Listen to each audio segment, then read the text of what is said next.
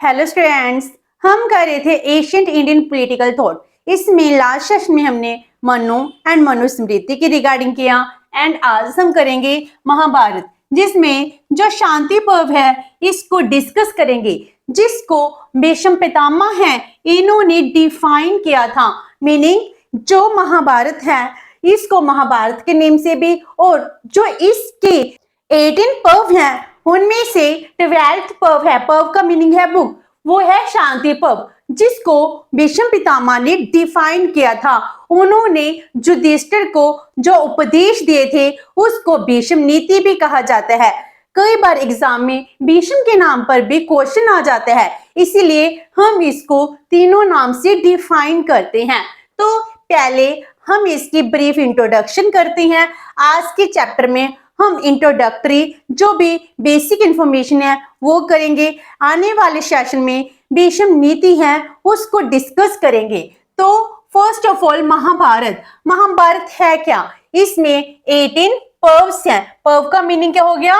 Books होगी। तो इसकी 18 बुक्स हैं। जो महाभारत है जे मार्वलस कॉम्बिनेशन माना जाता है ऑफ मिथ एंड फैक्ट, क्योंकि इसमें भगवान और इंसान का जो रिलेशनशिप है वो डिफाइन किया गया है।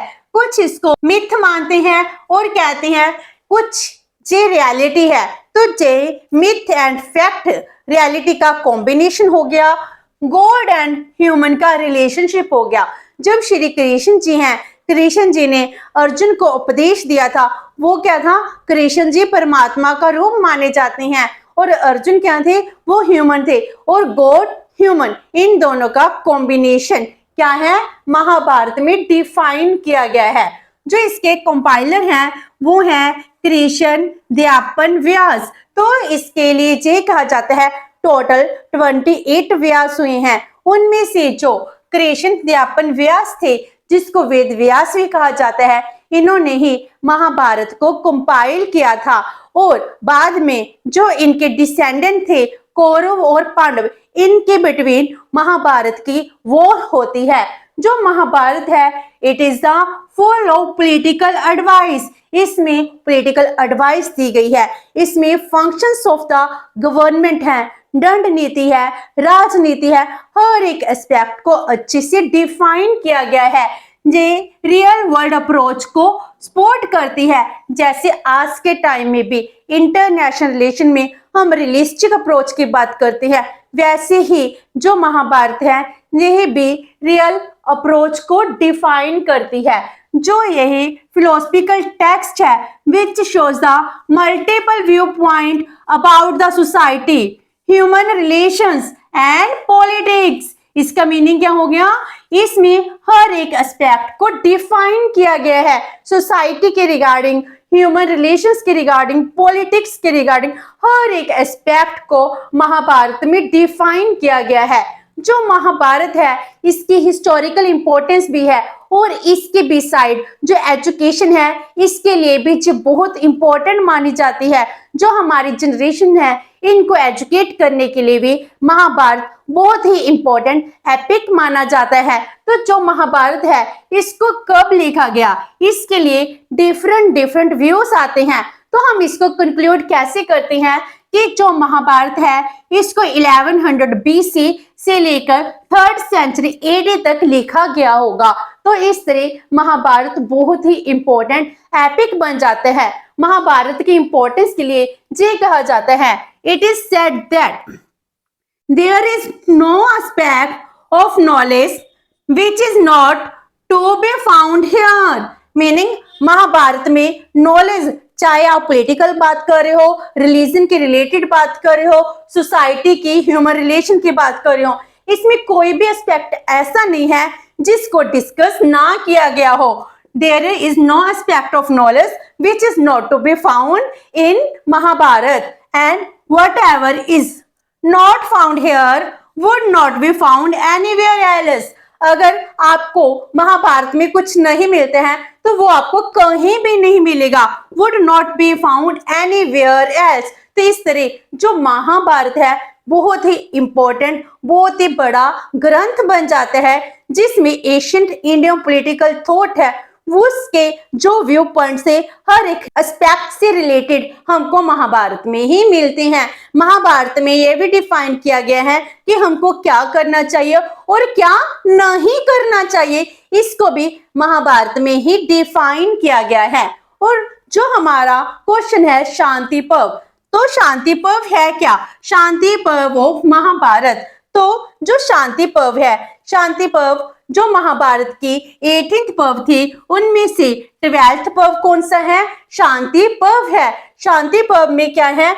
जो भीष्म थे, भीष्म ने जो ज्ञान दिया था वो ही ज्ञान को शांति पर्व में डिफाइन किया गया है। It is a discourse, discourse का मीनिंग हो गया डिस्कशन, जो भी भीष्म पितामह ने डिफाइन किया था। It is a discourse on state craft, means राजनीतिक ज्ञान हमको किसमें मिल रहा है? शांति पर्व में मिल रहा है। Discuss on statecraft convey by Bhishma to Yudhishthira, जो पांडव में जो विजेता रहे थे और उनमें सबसे बड़ा भाई युधिष्ठिर था, जिसने आगे जाकर राजगद्दी को संभालना था। तो उनको जो भी मैसेज कन्वे किए थे उसी को शांति पर्व में डिफाइन किया गया है।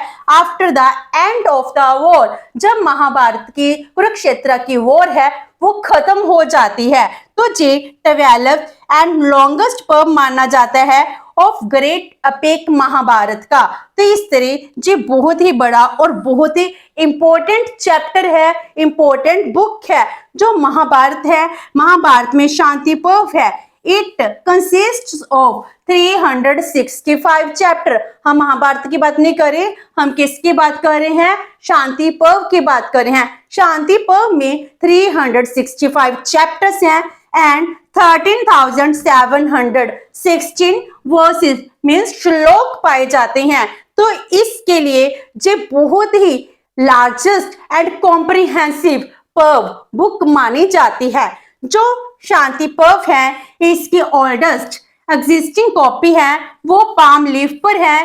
पाम लीफ मनुस्क्रिप्ट जो दुर्बर लाइब्रेरी ऑफ नेपाल है इसमें मिलती है, जिसकी डेट 1516 AD बताई जाती है।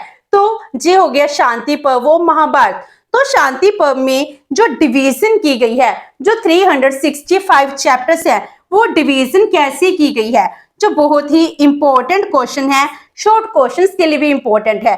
तो इसमें 3 पार्ट है वो डिवाइन किए गए हैं। पहला है राज धर्म अनुशासन, फिर है अपाद धर्म अनुशासन, उसके बाद है मोक्ष धर्म पर्व। तो पहला राज धर्म अनुशासन पर्व, इसका मीनिंग क्या हो गया? राजा का जो धर्म है, राज धर्म अनुशासन, राजा को कैसे काम करना है। तो इसमें चैप्टर 1 से लेकर 130 तक डिफाइन किया गया है, जिसके टोटल 4716 श्लोक हैं, जिसमें डिस्क्राइब किया गया है ड्यूटीज ऑफ द किंग और उसकी गवर्नेंस, उसके फंक्शंस, दंड नीति, ये सब कुछ किसमें डिफाइन किया गया है? राजधर्म अनुशासन में डिफाइन किया गया है। और उसके बाद अपाद धर्म अनुशासन, अपाद धर्म आपातकाल में, मीनिंग कोई इमरजेंसी की सिचुएशन होती है, उस टाइम जो हर एक पर्सन है उसके कंडक्ट है, उसके रूल है, चेंज हो जाता है, तो वैसे हमको कैसे बिहेव करना चाहिए, जिसमें चैप्टर 131 से लेकर 173 तक डिफाइन किया गया है, जिसमें 1649 श्लोक्स हैं जो डिस्क्राइब करती है rules of conduct one faces emergency. जब कोई पर्सन है इमरजेंसी फेस करते हैं तो उसको कैसे बिहेव करना चाहिए। और उसके बाद आता है मोक्ष धर्म। मोक्ष धर्म का मीनिंग क्या हो गया? अब हम इस धरती को छोड़कर परमात्मा को मिलना चाहते हैं, तो मोक्ष के लिए आपको कौन सा रास्ता चुनना चाहिए। तो चैप्टर 174 से लेकर 365 तक डिफाइन किया गया है, जिसमें टोटल श्लोक है 7351, जो डिफाइन करता है रूल्स टू अचीव मोक्ष और सैल्वेशन। तो कैसे हमने मोक्ष को अचीव करना है। तो इस तरह शांति पर्व है, इसके 3 पार्ट्स माने जाते हैं। तो जो भीष्म पितामह है, अब हम इसका थोड़ा सा ब्रीफ लाइफ स्केच करते हैं। भीष्म कौन थे, इनका और नेम क्या था, तो इन्होंने ही शांति पर्व को डिफाइन किया है। तो भीष्म, इनके अनदर नेम भी हैं जैसे इनको गंगा पुत्र कहा जाता है, देवव्रत कहा जाता है, पितामह कहा जाता है। तो मेनली जो इनका बचपन का नाम था वो था देवव्रत, और उसके बाद ये गंगा पुत्र भी कहलाते हैं क्योंकि इनके माता गंगा थी। तो उसके बाद इनको पितामह मीनिंग उसके बाद जो इनके डिसेंडेंट थे, डिसेंडेंट में सबसे ओल्डेस्ट कौन थे? जे भीष्म पितामह ही थे, इसीलिए इनको पितामह कहा जाता है। इनका नाम भीष्म क्यों पड़ा, हम वो भी डिफाइन करेंगे। तो पहले हम करते हैं पेरेंट्स। इनके पेरेंट्स कौन थे? जो इनके फादर थे वो थे किंग शांतनु ऑफ हस्तिनापुर। तो हस्तिनापुर के जो राजा थे शांतनु, वो इनके फादर, और जो मदर थी गॉडेस गंगा मानी जाती है, जिसको हम रिवर कहते हैं। जो भीष्म है, भीष्म का जन्म है वो क्यों होता है? तो इनका पहले लास्ट बर्थ, पिछला जन्म देखते हैं। तो माना जाता है, ये सब मिथ स्टोरीज हैं, हमें नहीं पता सच है या झूठ है, लेकिन जो भी भीष्म के रिगार्डिंग हमको बताया जाता है उसके अकॉर्डिंग इनका लास्ट बर्थ, तो जे पहले वासु माने जाते थे। मीनिंग जे एक, जैसे हम देवी देवता कहते हैं, उससे ही एक कैटेगरी होती है वासु की। तो इनमें से इनका नाम द्यूत था। तो जे 7 अदर वासुस इनके ब्रदर होते हैं, उनके साथ जे क्या करते हैं, जो एक काऊ है नंदनी, जिसको विश फुलफिलिंग काऊ कहा जाता है, जो शेष वशिष्ठ थे उनकी इन्होंने वो काऊ चुराने की कोशिश की गई थी। तो मीनिंग जब जे वासु थे जे धरती पर आते हैं, तो जो ऋषि वशिष्ठ होते हैं, इन्होंने तपस्या से जो इनको नंदनी काऊ है वो मिली थी। जब भी आपको कोई चीज की जरूरत होती है, आप काऊ से मांगते हो, वो मिल जाती है। तो जे क्या सोचते हैं, जे काऊ हमारे पास होनी चाहिए। तो इन्होंने क्या किया, अपने अदर 7 ब्रदर्स हैं, इनके साथ मिलकर काऊ को चुराने की कोशिश करते हैं, लेकिन इनको ऋषि वशिष्ठ है वो पकड़ लेते हैं और इसके बदले उनको श्राप देते हैं। तो उनको कष्ट दिया जाता है कि वो धरती पर जाएंगे और उसके बाद जो मिजरेबल लाइफ है वो व्यतीत करेंगे। तो अब जब इनको जो श्राप मिलता है और उसके बाद जो उनसे माफी मांगते हैं, तो वो कहते हैं जो बात मैंने कह दी वो तो होगी। इसका एक सोल्यूशन है कि आपको अब धरती पर जाकर जल्दी ही मुक्ति मिल जाएगी। इसके लिए आपको देवी गंगा के पास जाना होगा। तो वो देवी गंगा के पास जाते हैं और गंगा से प्रार्थना करते हैं, अब आप ही हमको मुक्ति दिलाओगे। तो इसके लिए जो गंगा है, गंगा जो शांतनु है, शांतनु के साथ शादी करती है। तो भीष्म एंड अदर जो 7 वासु थे वो गंगा माता हैं, उनके बच्चे बनकर जन्म लेते हैं। तो इनके एक चाइल्ड थी शांतनु और गंगा की। तो पहले जो गंगा और शांतनु है, जब इनकी शादी होती है, तो इसके लिए गंगा जी कहती है कि जब भी जो भी मैं काम करती हूँ, मेरे को एक्शंस के लिए आप मुझसे कभी भी कोई क्वेश्चन नहीं पूछोगे। तो शांतनु इस चीज को एग्री हो जाते हैं, तब इन दोनों की शादी हो जाती है। और गंगा जी कहती है अगर आपने कभी भी मुझसे कोई क्वेश्चन पूछा तो उसके बाद मैं आपको छोड़कर चली जाऊंगी। तो इसके बाद जब गंगा एंड शांतनु के बच्चे होते हैं, तो पहला बच्चा होता है, तो गंगा क्या करती है, जन्म देते ही उनको गंगा में तार देती है, मीनिंग उसकी डेथ हो जाती है। 1 2 3 इससे 7 बच्चे हैं, उनकी मृत्यु हो जाती है। जिस 7 कौन थे, 7 अदर वासु। जब 8th वासु का जन्म होता है, जिसको भीष्म कहा जाता है, उस टाइम राजा शांतनु हैं, उनसे नहीं रहा जाता। वो गंगा से पूछते हैं, गंगे तुम क्या कर रही हो, मेरे बच्चों को एक एक कर क्यों मार रही हो?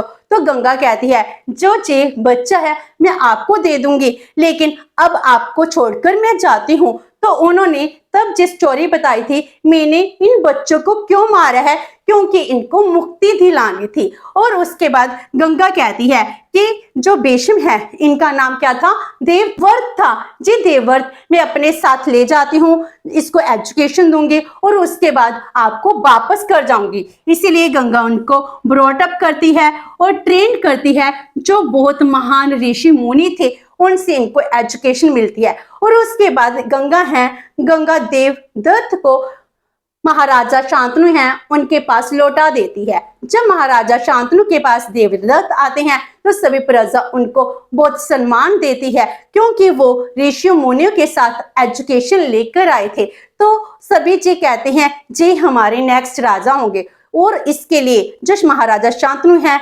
देवदत्त को ही अपना आने वाला राजगद्दी का सिंहासन है वो दे देते हैं। और इसके बाद जो भीष्म है इनका भीष्म नाम कब पड़ता है, तब शांतनु है, शांतनु को देवी गंगा के चले जाने के बाद एक फिशर कन्या होती है सत्यवती, उसके साथ लव हो जाता है। तो वो चाहते हैं सत्यवती के साथ इनकी शादी हो जाए। जब वो प्रपोज करते हैं, आफ्टर दैट जो कबीले का चीफ था वो कहते हैं कि अगर सत्यवती का जो पुत्र होगा अगर वो ही राजा बनेगा तब हम सत्यवती की शादी आपसे कर देंगे। लेकिन शांतनु नहीं मानते हैं, वो कहते हैं मैं जी गद्दी हैं, जे गद्दी अपने पुत्र देवदत्त को ही दूंगा। तो वो वापस आ जाते हैं। लेकिन जब इस बात का पता देवदत्त को लगता है तो वो उस कबीले में जाते हैं। तो कबीले वाले अपनी सेम कंडीशन रिपीट करते हैं और उस बात वो कहते हैं जो थ्रोन है इसको मैं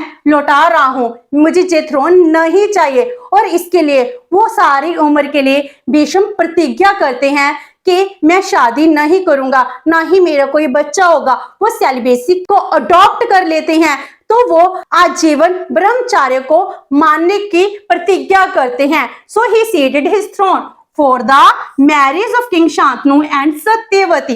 इसीलिए उनको भीष्म भी कहा जाने लगा, जिन्होंने भीष्म प्रतिज्ञा ली थी। और उसके बाद जो किंग शांतनु है भीष्म को एक वरदान देते हैं इच्छा मृत्यु का। जब तक वो इस धरती पर चाहे वो रह सकते हैं, जब वो प्राण त्यागेंगे अपनी मर्जी से त्यागेंगे। तो इसीलिए इनका नाम भीष्म पड़ जाता है। तो जब जे भीष्म है वो हस्तिनापुर में रहते हैं, तो उसके बाद शांतनु है, शांतनु की डेथ हो जाती है, आगे इनके पुत्र होते हैं, वो स्टोरी होती है। और उसके बाद जो कौरव एंड पांडव हैं, तो शांतनु के आगे पुत्र होते हैं, आगे उनके पुत्र हो गए। तो इनके बिटवीन बहुत ज्यादा डिस्प्यूट्स होते हैं। तो इवेंट ऑफ लक्ष्य ग्रह होता है जिसमें पांडव थे, पांडव के पुत्रों को मारने की कोशिश की जाती है, लेकिन श्री कृष्ण जी उनको सुरंग बनाकर बचा लेते हैं। उसके बाद जो भीष्म है वो कहते हैं किंगडम को डिवाइड कर देना चाहिए। और उसके बाद इंद्रप्रस्थ है वो पांडवों को दिया जाता है और हस्तिनापुर है कौरवों को मिल जाता है। तो उसके बाद गैम्बलिंग गेम होती है। गैम्बलिंग में जो द्रौपदी है उसको ह्यूमिलेट किया जाता है, मीनिंग जब द्रौपदी को दांव पर लगाया गया था उसके पूरे दरबार में उसको ह्यूमिलेट किया जाता है। उसके बाद उनको बनवास होता है और उसके बाद ही कौरव एंड पांडव हैं, इनके बिटवीन महाभारत की वॉर होती है। जब वॉर होती है तो इन्होंने कहा था मैं इस किंगडम को प्रोटेक्ट करूंगा। इनको पता था कि कौरव गलत हैं, लेकिन फिर विजय क्या थे, supreme commander of the Kaurava force. वो 10 डे के लिए कौरव फोर्स के कमांडर बने रहते हैं। और उसके बाद जो पांडव पुत्र थे उनमें से जो अर्जुन है वो इनको तीरों से छीन कर देते हैं। और इसके बाद वो डेथ नहीं होती क्योंकि इनको इच्छा मृत्यु का वरदान था। तो he was lying down 58 days on the bed of arrows. तो वो बेड ऑफ एरोस पर 58 डेज रहे थे। तो उसके बाद जब खत्म हो जाती है वॉर खत्म होने के बाद जो भी वो कुछ कहते हैं उसको ही शांति पर्व कहा जाता है। जब वो युधिष्ठिर को ज्ञान दे रहे थे तो इसको शांति पर्व में डिफाइन किया गया है। तो ये भी डिस्क्राइब किया गया है शांति पर्व में राजधर्म क्या होता है, एक किंग की कितनी ड्यूटीज होनी चाहिए, दंड नीति क्या होनी चाहिए, मंत्री परिषद कैसा होनी चाहिए, गुड गवर्नेंस कैसी होनी चाहिए, आइडल वेलफेयर स्टेट का कॉन्सेप्ट है वो भी भीष्म पितामह ने इनको ही बताया था। इस तरह शांति पर्व है, शांति पर्व में हर एक एस्पेक्ट को बहुत अच्छे से डिफाइन किया गया है। तो इस तरह आज हमने इनकी ब्रीफ इंट्रोडक्शन की है। होप से कि आपको ये सेशन अच्छा लगा होगा। अगर आपकी कोई क्वेरी है तो post in comment box and video अच्छी लगी तो please like and share with your friends. Thank you so much, have a nice day.